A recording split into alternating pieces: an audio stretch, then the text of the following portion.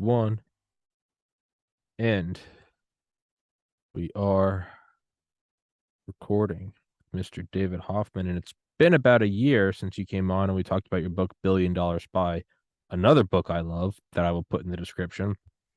But today's Great. book is, and you've got the cover right there, but I'll hold it up on my phone. But Let it's me hold it up so people can much see it. better, much better. Give Me Liberty, the true story of Oscar Paya and his daring quest for a free Cuba. Did I get it off the dome right? Did I memorize it? Oswaldo Paya. Ah, Oswaldo Paya.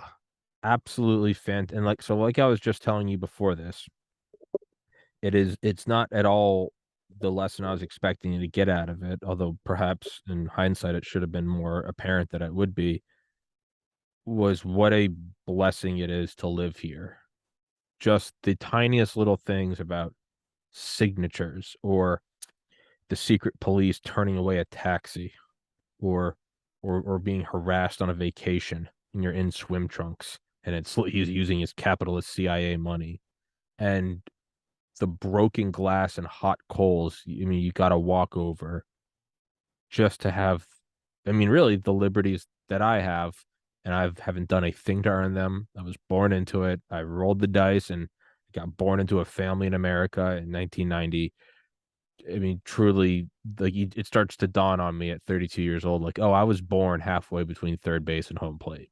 Like I'm just blessed, and I mean, Tommy, I also, having done this book, have given a lot of thought to what you're saying, because I think people don't yet realize that we're in a desperate struggle to preserve this particular thing that we cherish.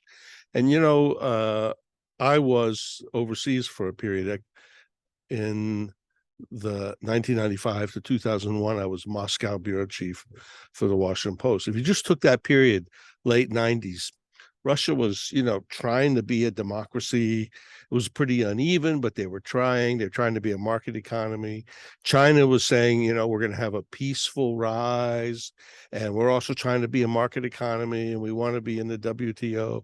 Well, these two giant countries, rivals of the United States, have turned out to be dictatorships in the worst possible way. Not to mention what's happened in Turkey, for example, Egypt, Venezuela, obviously Cuba. Belarus, a small country but terribly important for Europe, has become a dictatorship allied with Russia. So I also feel like the lessons of this book, which we'll talk about in Cuba, are actually the story of a real-time serious conflict that's all around us that I don't think we've quite woken up to yet. It worries me that both Russia and China are now headed down this path of severe absolute dictatorship, real effort to make totalitarian societies, whereas 10, 15 years ago they were not. I think you said it best in the book, and it's these dictatorships are very fragile in their rising. They're fragile at their apexes, relatively at their apex as well. But rising, I mean, there's a reason why they crank down on everything, why they batten down the hatches and they stop all forms of information flow and free press, and the almost how they laugh, like, what do you mean you're getting signatures and it's in our constitution? That's like me walking up to the Federal Reserve and being like, you owe me a bar of gold. And it's like, dude, we haven't been doing that for 50 years. What are you and what army? Like, right? And it's, but you have them going around and doing these things just to get their voices heard in something that is technically legal. But the more, it's almost like the quote, right? Some of the special forces guys I've interviewed always use it. They say, like, sweat in the gym is blood saved on the battlefield. There is almost something about it. May be a tough fight to do it a legal way and to get the signatures and to verify them and to, have your phone tapped, but it is still worlds easier than the inevitable violent revolution that you'll eventually have to do to get out of it. And that is, I think, the big takeaway is it's the an ounce of prevention is equal to a pound of cure, right? Or whatever the term is. You know what I'm saying? Well, let's talk about Paya. Would you like to start Um, specifically? Oh, so well, let's talk about the book. okay, yeah, yeah. So Wolpaya, I mean, the beginning is terrifying. And I got a so I was driving around earlier today, and I'd be lying if I said I wasn't always looking at every car in my rearview mirror. Just today, I mean, literally, just I mean, what do I have to worry about? But just today, just driving around the rain in Maryland, I was just looking at and I was like, what would I do if that car came up to me? How would I act? But the it does start as you see the difference, the stark contrast between the idealistic, the revolution, it's the people's way and how it has to keep going.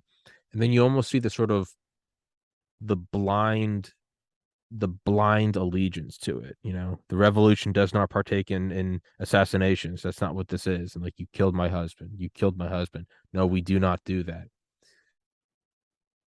But he just keeps moving forward with, I mean, for lack of a more formal term, with balls of steel. Go back to your house or you'll be arrested. I've already left. You know, come and get it. But and I think that some may look at it as naive, like, why are you trying to get signatures in a communist hellhole? But I do think that there's something to be said for going by the rule of law, no matter how much the authorities laugh at it, that you still go through the civil mechanisms, because it's like what Smedley Butler said to the soldiers in 1933, the bonus army soldiers. If you start rioting, you will lose the sympathy of the entire nation. And as frustrating as it is, you have to go through the legal mechanisms. And I mean, So ultimately, let's go back sure. and help your listeners understand who we're talking about. Okay. Okay. This is a book about one man that stood up to a totalitarian system. He did it really by himself, and as we'll see, he paid a very high price for it. But let's help people understand what happened. Okay, his name was Oswaldo Paya, and he was born in 1952. He lived his whole life in dictatorship. The first 8 years of Batista, and then the whole rest of it under Castro's revolution. And as you said, that revolution began with kind of high hopes. Castro had promised the Mm-hmm. Cuban people he was going to have a revolution for democracy. He issued manifestos. He said, we're going to have a pure, completely beautiful elections. That this was his great promise, that he was actually the anti-dictator. But as I show in the book, through the 1960s, he turned very authoritarian and also allied himself with Soviet communism. And those two things produced the opposite of what he had proposed. So by the time he was a teenager, Oswaldo Payá was 13 years old in 1965. His father was a private businessman. It was a kind of a family business where his father distributed newspapers and, things like bubble gum and stuff at kiosks around Havana. I mean, the guy was well known at every single kiosk, every hotel door. He was the one who would distribute all the papers, textbooks, and so on. So it was a private business, and Fidel Castro was increasingly allied with Soviet communism and socialism, and eventually began to confiscate all these private businesses, including the one Oswaldo's father had. In 1965, Paya was only 13 years old. The militia marched in one day.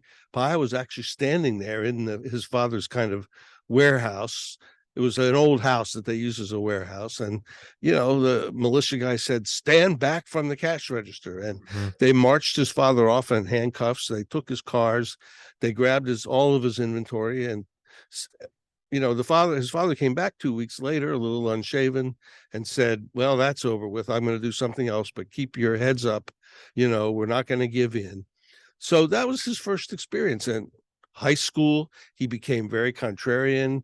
He actually led a protest to the Soviet crackdown in Prague, the destruction of the Prague Spring. Oswaldo, believe me, there weren't very many high school kids who would like stand up to Castro in 1968. And then he was sent off to the forced labor camps that Castro had set up for 3 years, basically working in a quarry, Limestone. Yeah. limestone stuff. And so when he came back from that, he wanted to get into University of Havana, and he did to study physics, but because of his views were so contrarian to the revolution, they forced him out. They made it hard for him to get a job. And eventually, by the time the 1980s came around, this guy had reached some basic conclusions. One of them It's very important, is that people have a right to rights that is not bestowed by the state. Now, Oswaldo was a very Your your audio just cut out. I'm sorry about There you that. go. Oswaldo was a very committed Roman Catholic, and he believed that basically rights were given to you by God at the time you were born, not by Fidel Castro. He also believed, as he grew a little bit older and had gone through these trials and tribulations, that Cubans ought to become the protagonists of their own history and not sit on the sidelines as the spectators. And here's a guy who never lived in a state of liberty, but it lived in his mind his whole life. Yeah. So what to do about it? By the 1980s, he was pretty deeply involved as a member of the laity in the church. And the bishops of Cuba, especially their leader, Jaime Ortega, who was the Archbishop of Havana, realized that they had been left behind by the Latin American church. Really, people had ignored them. Fidel Castro had made religion essentially a marginalized thing. Oswaldo saw this with his own eyes. People were stoned, not with large stones. People threw pebbles at them on the way to church. People threw raw eggs at the doors of their parish church, or they took a motorcycle and raced it around the church during mass to make a loud noise to disrupt things. So he saw persecution of Christians his entire life, including in his own family. And he had become an assistant to Jaime Ortega, the Archbishop of Havana. He was in his early 30s, and they decided in the Catholic Church in Cuba to have a kind of re-examination of everything, a reflection on where was the church going and what should it do, because they were completely marginalized. Christians, especially Catholics, were pushed to the side for jobs, harassed, and we were not even permitted really to worship in the open, only inside. For example, I tell the story in the book about how it was prohibited at Christmas time to have outdoor decorations. You could have a Christmas tree in your house, but not outside. And Paya and a couple of his pals defied this by hanging a Merry Christmas sign on the steeple of the church outside, blinking, Yeah. So these guys, this guy, they had this sort of internal kernel of defiance and dissent that they was playing out. And Oswaldo thought that maybe the church was going to be the vehicle that would let him fight back, and that Ortega's big kind of re-examination would be the moment where he could really express himself.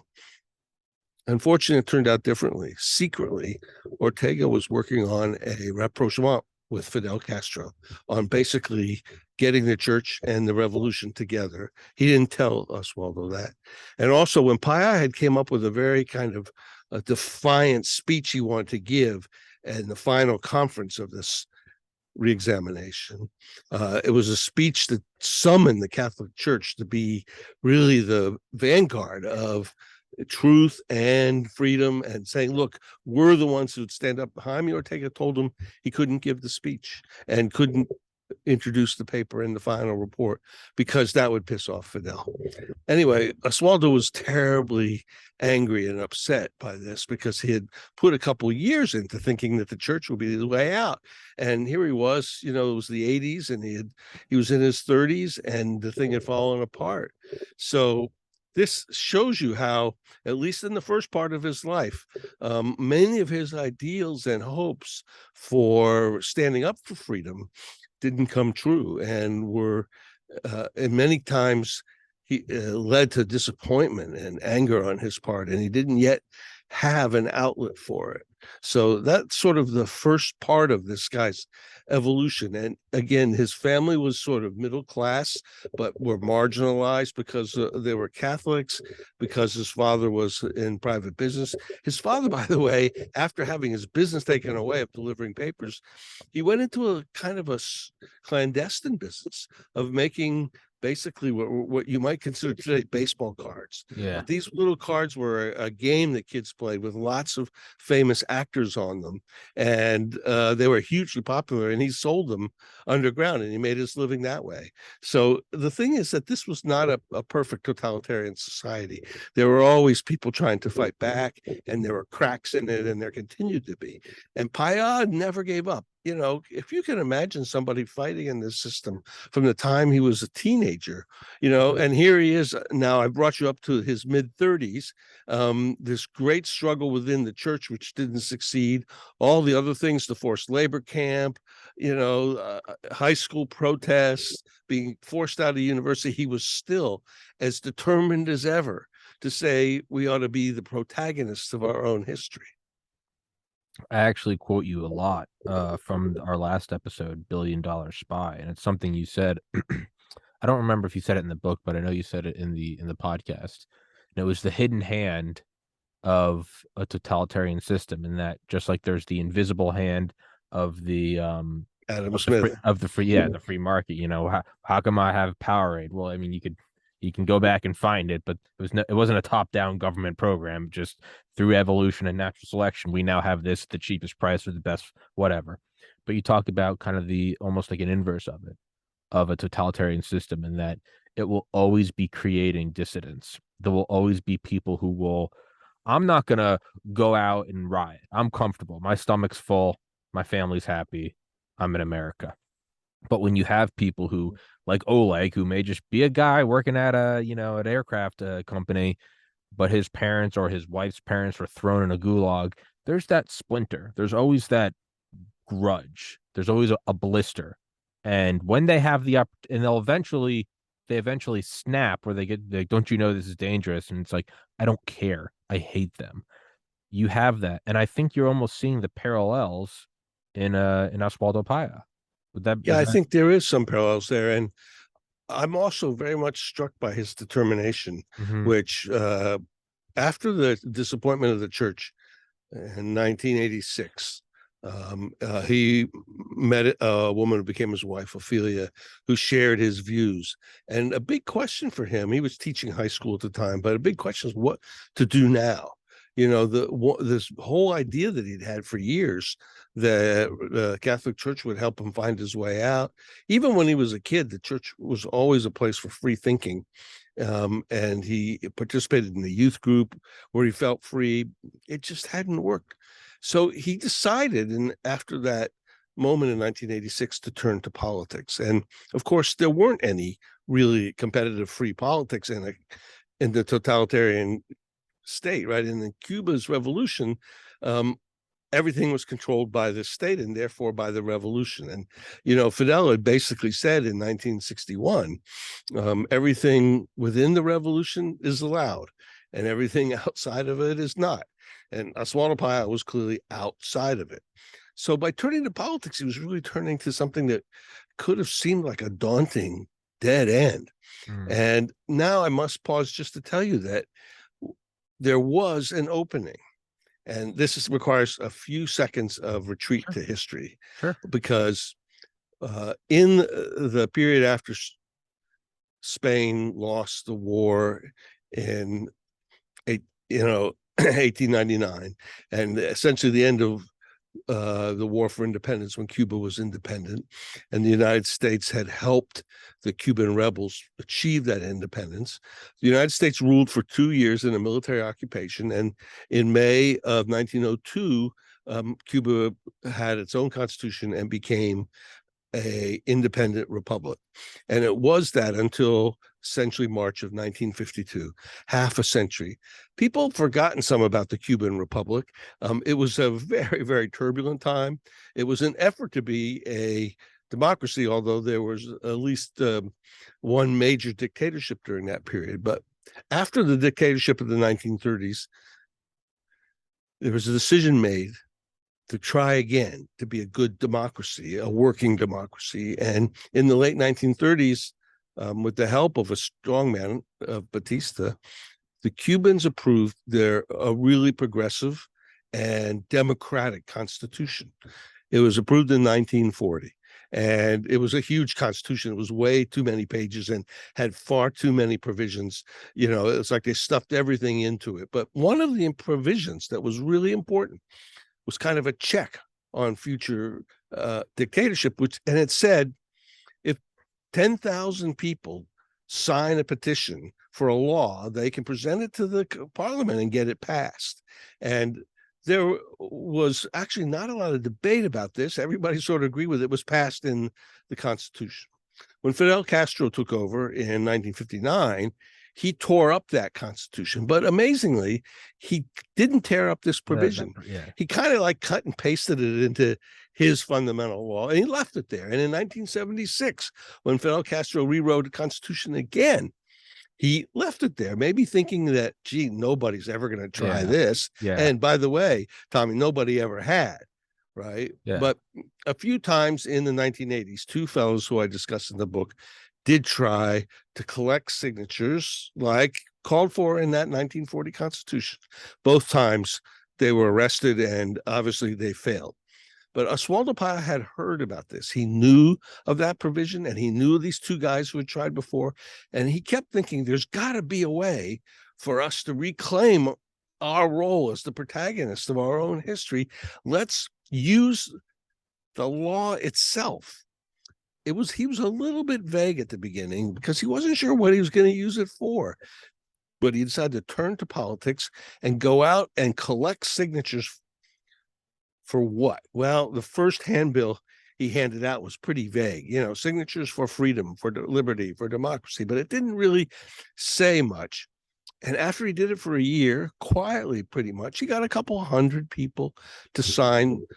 Castro's regime attacked him. They had something called an acto de repudio, in which the mob, organized by the government, attacked his house, broke in the door, there was a table with the signatures on a book, overturned it, overturned his statue of Jose Marti, the famous independent leader, also painted graffiti on the outside of the house saying Paya, you know, KGB, CIA. Anyway, but the point is that he was not disturbed by this, but he thought, gee, I better do something different. So then he thought, maybe we need a roadmap, you know, to tell people exactly what I want. The signatures. He thought up a 46-page single-spaced plan for transition to democracy. It's actually quite an amazing document. It took a lot of brains, a lot of which he just didn't come from books, just from living. But you know what? By 1991, 92, people in Cuba were desperate. The Soviet collapse left the country absolutely bereft. There were no subsidies. They were hungry. Yeah. They were really orphans, and they were starving. There was a lot of hunger. People they thought only about survival. And frankly, you can't eat a 46-page plan for democracy. So it didn't go anywhere. Also, at this time, Payal was very worried because the Tiananmen Square massacre in 1989 had really, really worried him that maybe they were headed for a massacre. And he said, we can't achieve bloodshed. And we can't achieve liberty with bloodshed. We can't do it that way. We have to find a peaceful way to do it. And he also was a big fan of Solidarity, the Polish labor union that did achieve a victory. It took a long time in Poland, but he thought Lech Walesa was a great model, and he wanted to do something similar, and he started a movement in 1988. So in the late 80s, he starts this movement for democracy. It was a very vague thing. There wasn't a lot of membership. It was just, he didn't want everybody to get arrested. So by creating something called a movement, no membership cards, no list, just people belonging, he brought together people that cared about democracy and freedom. He started to collect signatures for something.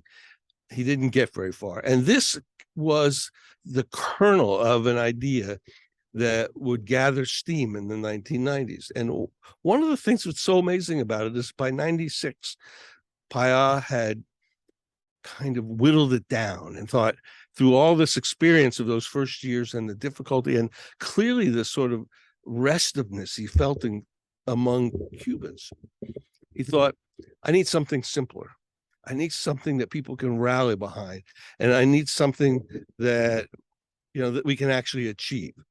So one day he came up with this idea of a petition for democracy that would be, instead of 46 pages, it was 5 simple proposals: free press, freedom of expression, freedom of belief, freedom of political prisoners, free enterprise, a very simple set of things. And he named it after Felix Varela. Varela was a famous teacher and priest in the 19th century who was a champion of Cuban independence. The Varela Project, this thing he thought up, was literally, it was like just one page, and people would sign on the other page. It wasn't a big complicated thing. It was easily understandable. And Oswaldo Paya started collecting signatures for it. And I'll tell you, Tommy, there was a certain real genius to this idea because it was based on a legal provision in the Constitution. He was taking the law of Cuba, the law of the state, and turning it against itself. Yeah. And this was the thing when he proposed it to people. He said, look, this is legal. Sign this petition. It's in the Constitution. They did it. And pretty soon he started to get more and more signatures. Pope John Paul came to Cuba, and Pope John Paul, in his final homily before 1 million people in the central square in Havana, said, you must be the protagonists of your own future. And Oswaldo was ecstatic. Those were his thoughts and his words too. And then thousands of people began to sign. By 2002, he had collected thousands of signatures, right? And he needed 10,000 in order to submit them to the parliament. And he had submitted 11,020 signatures in May 2002. And it wasn't easy. I mean, as you can tell, from 96 to 2002 took a couple of years. And there were terrible interruptions because he was always being chased and pushed by state security. State security were the Cuban secret police. And we can talk about this. They've been trained by the East German Stasi. They even tried at one point to wreck the whole project by basically creating fake signatures. So I can talk to you about that. But anyway, but here's this guy who by 1996, essentially proves that Cubans can be the protagonists of their own history by essentially nonviolent. His only weapon was a pencil and a paper. Thousands signed up. There was no internet then. He had no modern means of communication. He had no smartphone. There was no text messaging, door to door, shoe leather, talking to people one-on-one, 10 people at a time, explaining to them how legal it was. And Oswaldo Paya was not some kind of philosopher in the abstract. He was the guy who learned his lessons from the street, from the time when his mother took his hand and led him to the parish church and people threw stones at them. This was a guy who had absorbed life's lessons about liberty. And to me, that makes him so authentic and so genuine as a person fighting for this.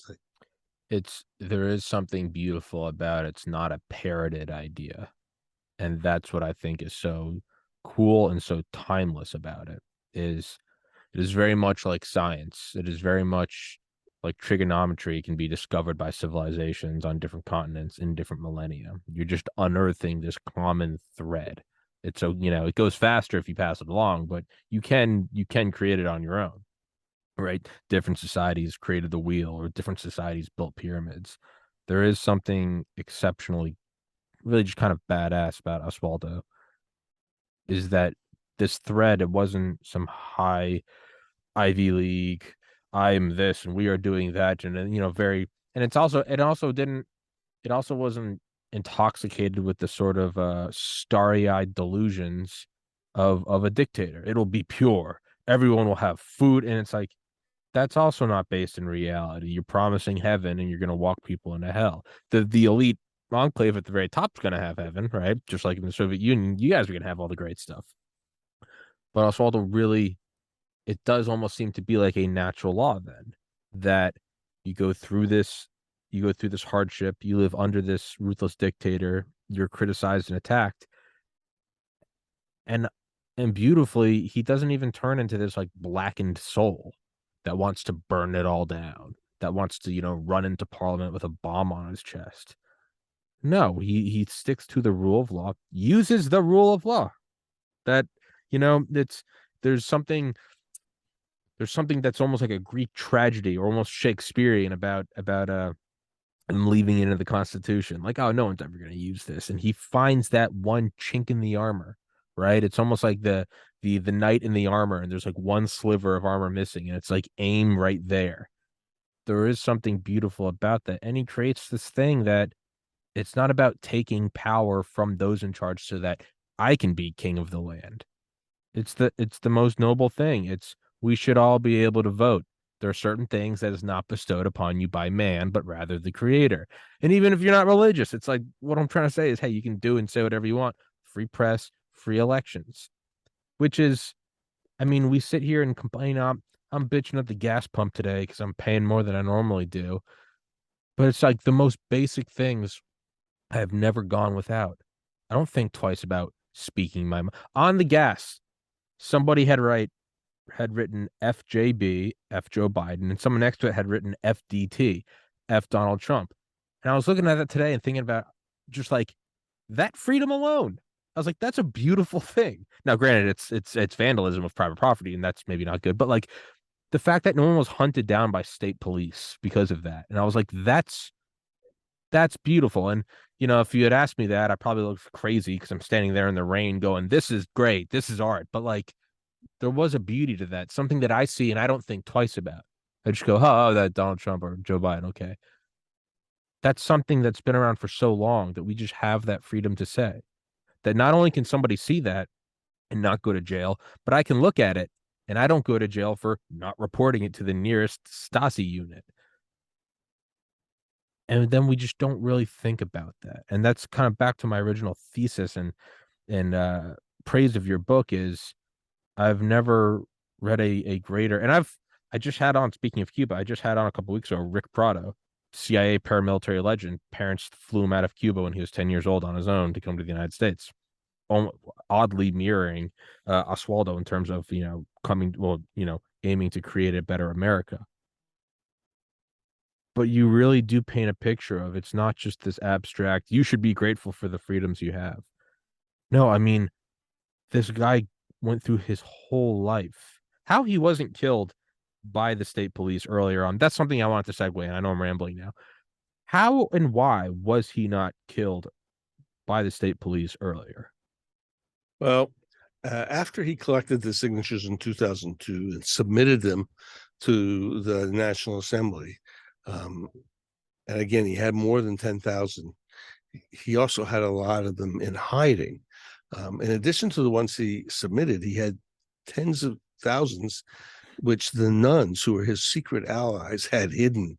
And the thing that happened when he gave them in was utter silence.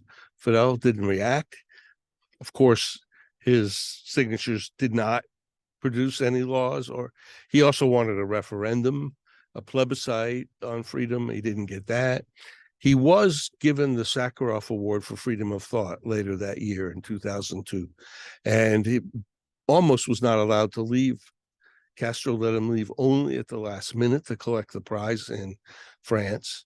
And on his way back, he stopped in the United States for his first really extended talk with the Miami exiles, a very big and powerful community in the United States, but one that had not understood him at all. And frankly, it was really late for him and the Miami exiles to be getting together. But by the time he got back to Cuba in early 2003, after this big overseas tour, Castro was just fuming. And literally within a few weeks, Fidel Castro ordered 75 people arrested. About 45 to 50 were directly working for Paya. Some of the rest were journalists, and they were all arrested for basically collecting signatures for freedom and liberty. And many of them had been involved door to door collecting the signatures, but Payal was not arrested. His people, these 75, were given long prison terms, some of them up to 20 plus years. 25 years. Yeah. Oswaldo was not arrested, to get to your question. And I think partly It was because he'd won the Sakharov Prize and he had international recognition. But also, I think it was a form of psychological warfare. They wanted to torment him by raising Oh, suspicions that he wasn't arrested. So he must oh, have something special. And so it was a really terrible time because everybody he had worked with was in jail and he was not. And he tried to support the families and he tried to explain, that he actually had a bag ready to go in case they took him. But the point is that Castro was just waging war to try and crush the Varela Project. And in October of 2003, months after these arrests, Oswaldo submitted another 10,000 signatures, and he had still more in hiding. And again, his point was, we won't be stopped yeah. by the dictatorship. And in the months and years that followed, he continued to try and carry on the ideals of the Varela Project. He tried new projects. Most of the guys who were arrested in 2003, what was called the Black Spring, were released in 2010 and 2011. So that whole decade for him was a really difficult, traumatic period. And that then brings us up to the last period of his life. I was going to say it's a form of psychological warfare because not only does it then beg the question, is Oswaldo, is he a government man? But it's also a form of punishment for him. Yeah, keep fighting. Everyone you love, every faithful soldier you have, they will be punished, but not you. You get to stay at your house. It is a form of punishment. It is a form of psychological torture. But again, I think there's that sort of, you can only imagine that he's wargaming it in his mind, and it's, if they're willing to do this, then they're willing to go farther, meaning that the pain we are going through now is ultimately the least painful option. If they're going to jail people that support me, if we're going to be thrown in a limestone quarry, whatever it is that we are going after, they are willing to go this far to prevent it, which means they will step it up a notch. The state will dole out more violence. So the inevitable end is they will kill us all. So you have to keep going forward. And if you don't think about that, I could very well see it how you'd cave in. You go, all right, no more hard labor. I'm done. I'm done. But you have to acknowledge if they're willing to kill one person to shut you all up, the thing that they are trying to prevent is clearly worth so much to them that they will eventually kill you all if they have to. Like the mask will come off. It always does in communist dictatorships. It always comes off. Starvation and secret police execution is a staple of these dictatorships. And eventually that is what they do. Now, do you think was the tipping point, not really a tipping point because it was a lot, it was much earlier than that. Do you think his interactions and I guess endorsement by President Carter, do you think that also sealed his fate? Granted, it would have been much later. I don't really think so. Carter did an amazing thing. He came Absolutely. and basically gave a speech on national television in Cuba when he called attention to the Varela Project at a time when most Cubans had no idea what it was. And Carter did this at a speech in which Fidel was sitting in front of Oh, him. it's total bad. It was total. Yeah, I got goosebumps listening to that. It was a total like walking into prison on your first day and killing the biggest guy. Like yeah. that was hardcore. And I think one of the things that happened after that was in that summer of 2002, just before Oswaldo got the prize, is that Castro decided to have his own referendum. And he ordered 1 million people onto the streets and a crash effort to have a referendum Mhm. that actually amended the Constitution to make socialism eternal and permanent forever. It was kind of it's so typical Yeah. of the Castro dictatorship to try and basically be one up Oswaldo. But it told me a lot because Fidel didn't try to react that way to any other dissidents in Cuba. Mm. There were others, and in the 80s especially, Paya touched a nerve like nobody else, and here's why. What he was doing was mobilizing people for democracy. And Fidel had thought from the minute he took power in 1959 and had these huge rallies in the public square, He had thought that he was the only person allowed to mobilize people. He was the maestro of the masses. Yeah. And when someone else began to mobilize people, he was threatened. Yeah. Yeah. You do see the ego, right? It always amazes me reading about Operation Paperclip and these titans of the Third Reich that just seem larger than life, just demons that killed millions. They're weapons masters. And then you read about them like in captivity and like Ashcan. I think that was the United States prison we had in occupied Germany. And these guys would complain about their razors weren't sharp enough. Apparently one of the guys when it would just stand all day in front of the only mirror in the house, just looking at his jawbone. Like another guy was just a total slob and a pig. And they would come to the interrogator and they'd all kind of talk shit about each other. And the interrogator was like, I cannot. He said late, and it was like private journals, and this is like 1945, like late 1945. He was like, I cannot believe just how much like children these guys are. But you always kind of see that is even the most larger than life figure. You do see like the jealous child that's like, no, mom, look at me, and not to infantilize them because that removes the evil from them. They know they are malicious and competent. They're murderers. But you see that with Chavez, this sort of like, no, like your retweet got 1 million, mine got 10 million. Like, look at me, I am the I bring the light to Cuba. I am bringing, I am kicking out the imperialist pigs. I am doing this. And then you start to see the flaws in the very system itself. Is it's based on this cult of personality. I don't know. Payá, by the time 2011 rolled around, he was in his late 50s. He was still under a lot of pressure. His family was frequently threatened. He was threatened with death repeatedly. Um, and he was sort of an elder statesman by that time. By 2011, there were some young bloggers who had started up. The internet was coming. It was actually very, very small and weak there, but he wasn't the only one by that time. In fact, he was sort of literally the elder statesman. And some of the young ones were, entirely different in how they thought they were bolder. They were even more directly confronting Fidel. But that's when I think people understood that Oswaldo Paya was still enemy number one. Castro could deal in his usual way by locking up some of these bloggers or ignoring them. But for something about Paya, he could not ignore. It just stuck in his craw. Yeah. And eventually, as I said earlier, the mask comes off. And it's not enough that, I mean, it's almost like the shark, the eyes going black. Eventually it reverts to, the core of this ideology. And it's just kill all opposition. And that is how it ends with Paya. Well, let's talk about how it ends. Sure.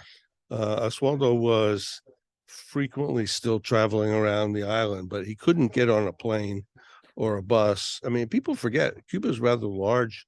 It would Sure. extend up and down the whole East Coast if you put it on. It's a large place, and he was still trying to organize people around the ideals of the Varela Project, the ideals that people have a right to rights, that they can actually find a way to express themselves in this dictatorship. So he planned a trip to Santiago de Cuba, which is on the far eastern end of the island, to do some training like this.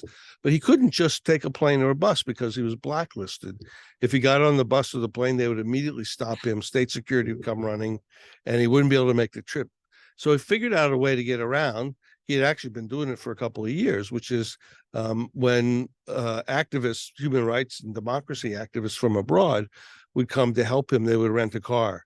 And the car had special tourist plates on it. And so he would be riding around in a car that looked like a tourist car, and it would sometimes elude and evade state security for a day or two until they could catch up and figure out where he was. So in July of 2012, he had this trip planned to Santiago de Cuba with two foreigners. One of them was a fellow named Angel Caramero. He was a Spaniard, and he had led the youth wing of an important Spanish political party in Madrid. and the other was Aaron Modig, and he had led the youth wing of a Swedish Christian Democratic Party. They come to help Oswaldo. They rented a car, and on this particular Sunday, July 22nd, 2012, they set out for Santiago de Cuba from Havana, which was 11-hour drive. So it's like Washington to Boston. Sure. It's a big drive. And they got a good part of the way there when finally state security noticed them. They were followed part of the way. Then the car following them stopped, and then another car started following them. And as they were approaching this town of Bayamo, which is almost all the way there, it was after lunch on that particular day, a state security car began driving very fast, very close behind them, closer and closer. Angel Caramero was driving, the Spaniard. He'd been driving the whole time, and he could see the faces of these two guys and the license plate. And the plate was a state plate, and it was a government car. And at some point on a very lonely and straight country road, the car behind them rammed them from behind. It wasn't a collision, it was a ram from behind, but it caused Caramero to lose control of the car. The government version is that the car spun out of control, hit a tree. Oswaldo was killed. Also, there was one more person in the car. Oswaldo had a protege, a young man named Harold Sapero.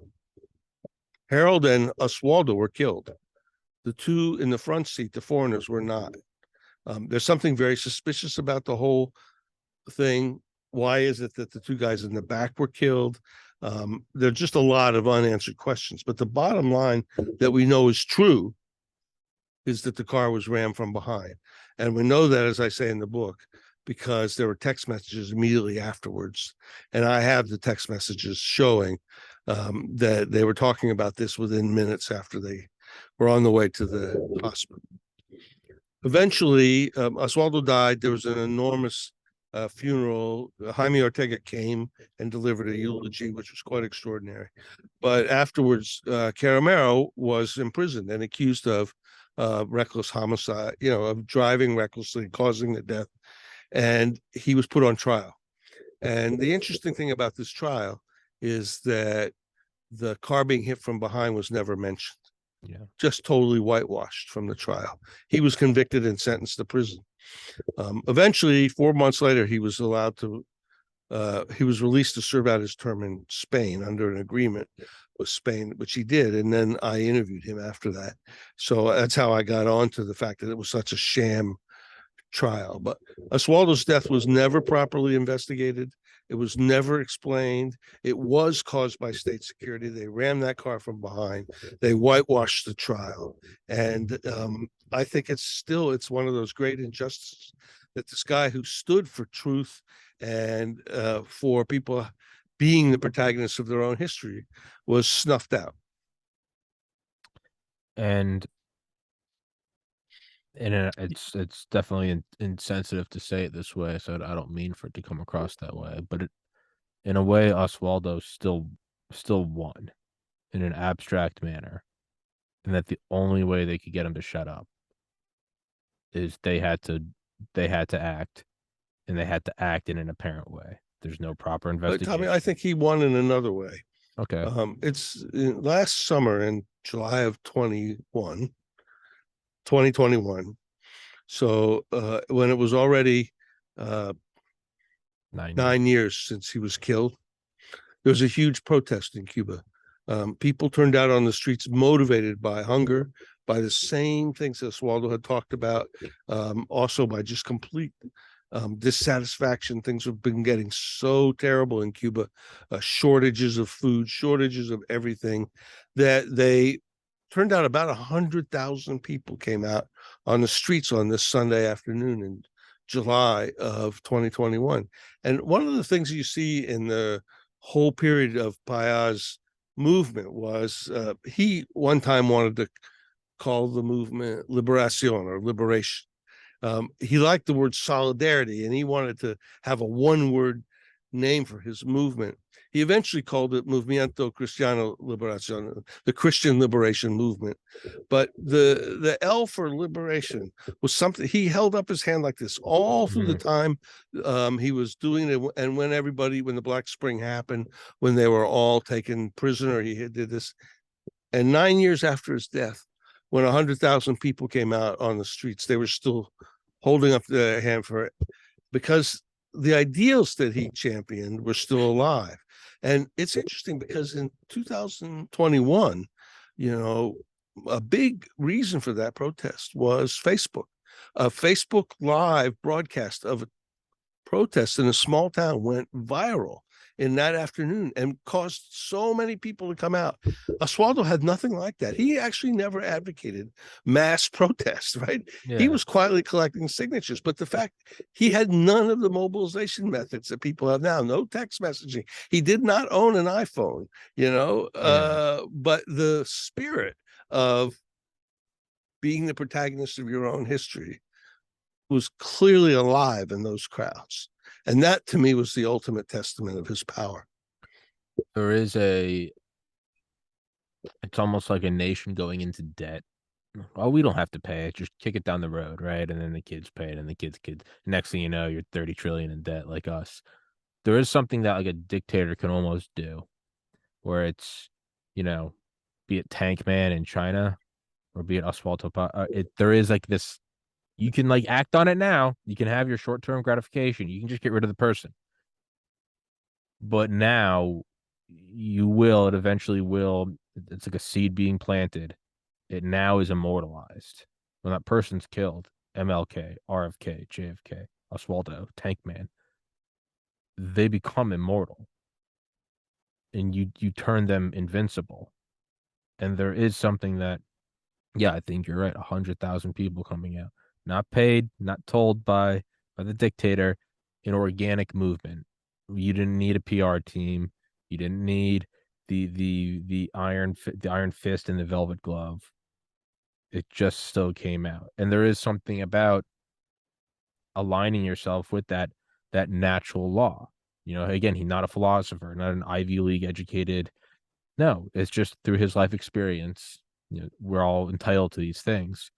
That same idea of that underlying truth that exists across nations and millennia is still why these 100,000 people came out. Not because I'll give you an interesting footnote about this too. After he died, 2017, a couple of years after he passed away, 5 years later, his daughter Rosa Maria has been carrying the torch from Miami, but she went back and she delivered another 10,000 signatures to the National Assembly, which had been hidden by the nuns. And I think there's still more hidden by the nuns.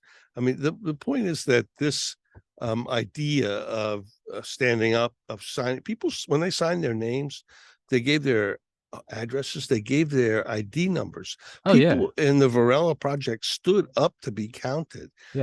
And again, without any kind of text messaging or social media to latch on to, simply word of mouth. And I think that the methods are going to change, but this idea is still very, very much alive in Cuba. And Castro was naturally, and everybody has seen, a charismatic figure in his own right, especially in the early years. His charisma created a sort of personalized dictatorship. But later, of course, it became intolerable in the 90s. Cubans suffered greatly, and the whole lack of rights from the beginning was a betrayal of what Castro had promised. But now, Castro's gone. Even his younger brother Raul is aging and has given up power. And I find that today people are more desperate than you can ever imagine. And the number of Cubans that have fled to come to the United States in the last year is greater than the Mariel boat lift of 1980. Everybody remembers, Mariel as being this huge crisis. We had almost 200,000 people this year, 125,000 in the case of Mariel. 1994, there was another crisis called the Balseros, the Rafters crisis. That was 30-some thousand people. So, again, we're at this stage where young people especially are just giving up and fleeing for their lives, for their futures. A lot of them are coming here, but the thing is that some people say, oh, this is just the Cuban dictatorship is like forcing people out as a way to pressure the United States. But I think that probably maybe just a tiny part of it, but a big part of it is people are just fed up. They see no future in Cuba. They're hungry. There's shortages of everything. There's no medicine. The country is still run like a dictatorship. State security is still very strong. People are arrested for the smallest thing. Of those who went out on the streets in July of last year holding up there are more than 1,000 in prison today just for standing on the street and expressing their points of view. 1,000 in prison. And it's at the risk of, because as I get older, I do have to remain aware of like my own bias. Like I love interviewing like the Delta Force guys, and it's rah rah America. Who doesn't like rooting for the home team? And the more I read about Eisenhower and Smedley Butler, and I'm like, okay, wait, there are entrenched interests, so I have to not just be blindly rah rah America, but I also don't want to be some America hating communist that doesn't realize how good I have it. So I'm trying to walk this like fine line in lieu of not a war movie, not in the Hollywood big screen, but the way you painted this story. One thing got me thinking, and maybe this is just a limitation of my own thinking, but I just thought like Jimmy Carter, he can't do what he did, which was badass. I mean, in their home field, being like, by the way, shout out to this guy. You really can't do that if you're not coming from a place of overwhelming force. And I did kind of see in that moment, like, I just had this like vision in my mind's eye. I doubt this is actually how it was, but it's almost like when they signed that treaty and to end the war in Japan, they had all the battleships right there with like the guns pointed. I just had this idea of like Carter can speak like that for the right reasons, because there's almost that like 9-barrel battleship pointing at Cuba. And I did have a moment of, and I don't think this is your purpose, but I really did have like a moment of like pride of like, you can do the right thing. It doesn't, Vietnam was horrible. The war in Iraq was horrible, but like there is still something great about this place. And like you can still do right. I think we're in kind of a slouch for the last couple of years, and now America, it's not blind propaganda. Like you read about Oswaldo and like crawling through glass to have the stuff that I can go about my day. I Let can me give you, Sure. yeah, let me give you just another thought. Certainly, we do have to count our blessings, but take a place like Belarus, right? This small country, former Soviet republic. Actually, nobody paid much attention to it. A dictator began to rule it 25, 26 years ago. They had an election in 2020. People were fed up with the dictator, right? His name was Alexander Lukashenko. 3 women ran as kind of an alliance led by a woman named Svetlana Tikhanovskaya. They drew huge crowds. I'm telling you, they won 80% of that vote. And what did Lukashenko do? He drove them out of the country. He stole the election and drove them out of the country. And now Tikhanovskaya has gone all over the world in exile, trying to reclaim that election back.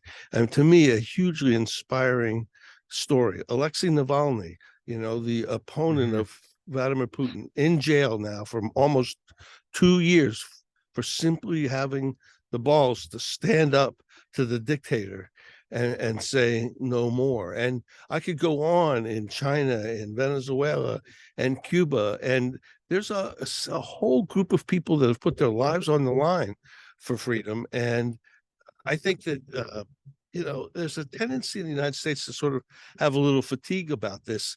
Well, now's the time to not be fatigued, because we're really up against it. These people are fighting for freedom just like Oswaldo did. And It's much harder and much worse than it was just a few years ago. Yeah. Yeah. Anyway, I've got to go. Oh, sure, sure. But I no, want yeah, to show your listeners again the cover of the book. it's a I would love for some fantastic more listen. people to read it. Please, Um, guys, it is fantastic. The narrator is great. You can put it on Audible. I burned through it and it took me about 2 days, which in hindsight was a lot. You emailed me, you're like, you read it already? And I looked at it, I was like, I guess I did just listen to that like nonstop. I wasn't really thinking. I was like, I probably seemed kind of weird. You were like, read this book, and 2 days later, I'm like, it was great. And it's like, what? And I realized I was like, that was a lot, wasn't it? I did review it on Amazon, of course, gave you a glowing review. But I mean, really, not it's not in a it's not in a in unrealistic. It's not a superhero movie. It is, I mean, truly, if you just want to feel some gratitude, maybe you're bored of life. It's not until your power goes out that you really appreciate having air conditioning. If at the very least you just wanna your own life in the United States to look more vibrant, read this book and you'll be happy that your biggest problems are that the recycling didn't come today. It is, okay. I mean, really, it puts it into perspective. Not only that, it kind of does conjure up the JFK, we stand with free peoples around the globe. When you see these people fighting throughout the world, you're like, that is what this country is based on. You have to stand in solidarity with them. And I think it's beautiful. And I can only imagine your next book will have to be something about North Korea or China, because I feel like We'll that's the see. natural thread you're going All on. right, but I'll let you know where the next one is. Yes, sir. We still have to do the dead hand, I but know at we any do. rate, We'll eventually get into it. we'll Don't get act. to that too. We'll get to But that. all right. That's my grand scheme. That's my master plan is dead hand. But Okay, yes, folks. Thanks again. Hope people read it. absolutely. Give me liberty, the true story of Oswaldo Paya and his daring. What was it? I messed it up. His daring plan for a free Cuba. Did I get it? I think I got it. I'll Fantastic. take it. Thanks, Tommy. Yes, sir. The link will be in the description. Your website will be in the description. Go check it out. Go get the book. It's fantastic. I wouldn't have you on if I didn't love the book. Thank you so much, Mr. Hoffman. God bless. Okay.